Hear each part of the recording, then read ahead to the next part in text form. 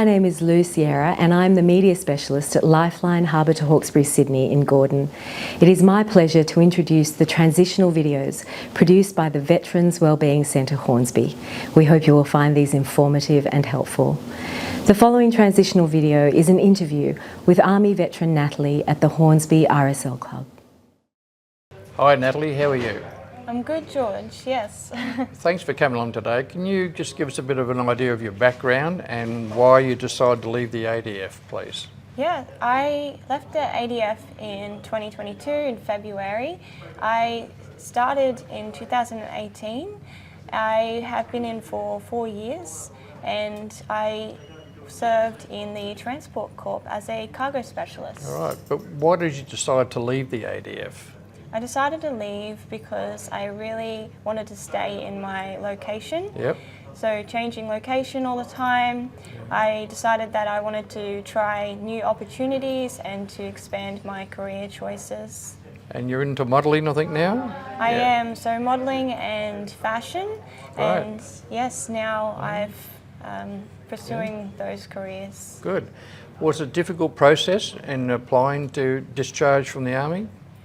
It was challenging at first, although with the support of my teammates and the chain of command, I had been able to process through, especially with the transition coach that I had at the end. Good. Well done. Natalie, did you find the process in applying for discharge and transitioning into civilian life difficult while you're still in? I found it slightly challenging, just not knowing exactly the process and the knowledge behind what I was doing. Yep. And the way that I used my colleagues and my chain of command by asking questions, I ended up having to know a little bit more about the process, and then as provided, I was given a transition coach. So a transition coach, that's someone that helps you leave the Army. It's a transitioning into civilian. All right. Yes. So what do they help you with? Like things like Medicare and things like that? So they follow through from your discharge form. So they make sure that everything has been finalised with pay, medical, dental, all of what you have into the civilian life. They also make sure that you're going to be stable for housings and any other career choices that you have. So they actually take care of you and make sure that you're organised and got all your business sorted before you even leave. I think that's great. They do, yes. That's a good idea, because I know in my day that didn't happen. You just discharged and you left. It was up to you to find your own way and to do your own thing. So I think that's a great idea. Yeah. Right. Was there any help with like mental health or well-being involved in all this as well? Yes, yeah. So they end up asking you, you need to provide your own personal base. Say if you need help, if you do need help, then you do need to ask, because without asking, they will just go straight to the next process. So they offer you open arms, they offer talking to your mates and talking to Padre as well. All right. Now, once you've discharged, you were telling me the other day that they actually still take care of you or offer you help once you're out again, like training or something and money involved. How does that work?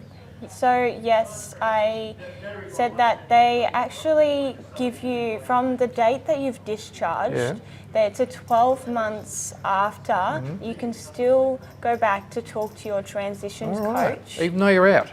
Even though you're out, okay. yes. And with that, you can ask for support. They can give you moral support. They can give you base support on what your situation is. They also offer you career support if you are struggling, if you need to get a course. And they give you a certain budget that you will then be reimbursed based on that course. You could actually apply for a training course. Yes. Pay for it yourself and then claim the money back out of that allowance. Correct. Isn't this great? Because, you know, a lot of times you think that when you leave the military that they really don't take any care of you, and that's what a lot of us older veterans still think happens now. So there is things available and services available for you.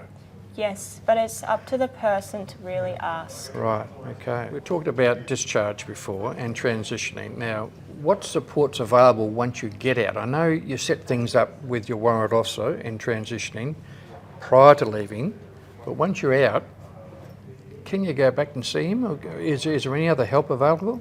Yes, so you have that 12 months from your discharge date. You can speak to him, but you have to go back to talk to him to ask those questions.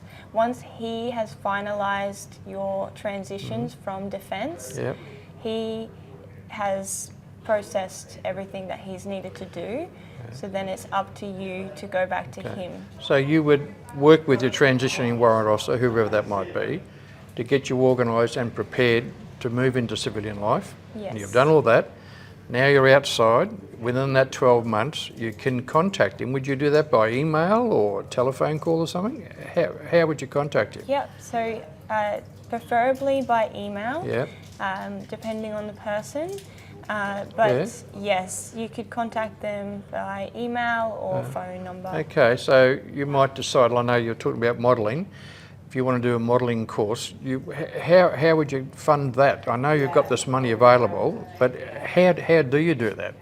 So I'd have to send an email to him with the information. I'd have to describe to him why I want to proceed with the modelling course. You would have to justify it because they're not going to hand money out for you just to do any old course. Correct. Yeah, okay. But, you know, you're in transport. Would you consider doing something in transport now that you're out? Or do you want to go away from that? I didn't really see myself in the transport. I loved driving trucks and operating machinery, but I thought for the long-term career, I wanted something different. Good so idea, I've chosen something in fashion. Right, so you would then apply for it all. Your warrant officer would then process the paperwork for you and help fund that modelling course. Yes, once that was approved, they would get back to you with a form that would give you the allowance, and once that allowance is through, then you have to provide the organisation for the courses that you are doing, and they will reimburse you from that. So really transitioning from the military isn't as difficult as some people might think. You've got someone to help you prior to discharge, someone to walk you through all the paperwork. Once you've discharged, you've then got someone to support you for another 12 months, which is a great idea. It helps you get on your feet. What about something like the Veterans Wellbeing Centre or the RSL or Open Arms or Lifeline? Do you think they'd be worth looking into to offer some more support? They could offer more support. They only offer open arms and talking to mates. Once transitioning out of defence, you can't really talk to the padres, so it's more referred to other help and helplines. But yes, the more helplines would be better. So something like this transitioning video that we're working on now would be able to provide some information to young or older veterans leaving to give them some idea. So rather than looking on a website and going through all the details on a website, we'll have people like yourself who have just transitioned to explain the system. Correct. Yeah, okay. Natalie, thank you very much for being part of the Veterans Wellbeing Centre Hornsby transition video. I wish you all the best for your future. Thank you, George. For further information on the Veterans Wellbeing Centre here at Hornsby, the information will be at the end